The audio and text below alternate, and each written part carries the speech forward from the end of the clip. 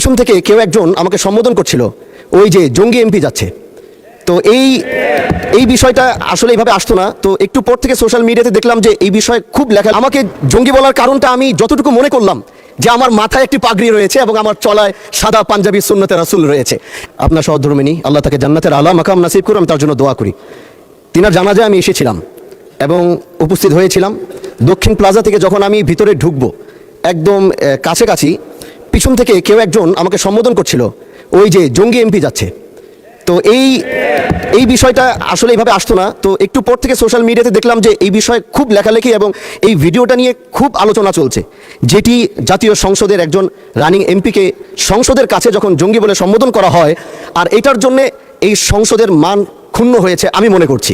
এজন্য আমি আপনার কাছে একটি অনুরোধ করব, আমাকে জঙ্গি বলার কারণটা আমি যতটুকু মনে করলাম যে আমার মাথায় একটি পাগড়ি রয়েছে এবং আমার চলায় সাদা পাঞ্জাবি সুন্নতে রাসূল রয়েছে, এটার জন্য হয়তো তিনি আমাকে ওইভাবে জঙ্গি বলে সম্বোধন সে আমাকে করেছে। আমি মনে করি আল্লাহ নবীর সুন্নত এবং এই পোশাক কোনোদিন জঙ্গির অ্যাসেম্বল হতে পারে না জানার সময়। এই জন্য আমি আপনার কাছে একটি অনুরোধ করতে চাই, মাননীয় স্পিকার, আপনি সিসি ফুটেজ যেটি রয়েছে, আপনি যদি মাননীয় স্বরাষ্ট্রমন্ত্রী এবং সংসদের সার্জেন্ট অ্যাট আর্মসকে যদি আপনি একটু অনুরোধ করবেন বা তাদেরকে একটু নির্দেশ দিবেন যে কারা এই কাজটি করেছে। অবশ্যই এই কাজটি এই জন্য করেছে যেন এখানে আমাদের বিরোধী দল যারা রয়েছেন এখানে তাদেরকেও হয়তো তাদের সম্মান ক্ষুণ্ণ করার জন্য হতে পারে, ওখানে প্রশাসন দাঁড়িয়েছিল, প্রশাসনের সম্মানও ক্ষুণ্ণ করার জন্য হতে পারে।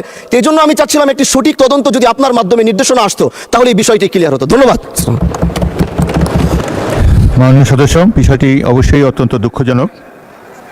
আমি আপনাকে অনুরোধ জানাবো, বিশেষ অধিকার প্রশ্নে আপনি এ ব্যাপারে একটি নোটিশ দেন, বিষয়টি আমরা বিবেচনা করব। বিশেষ ধন্যবাদ।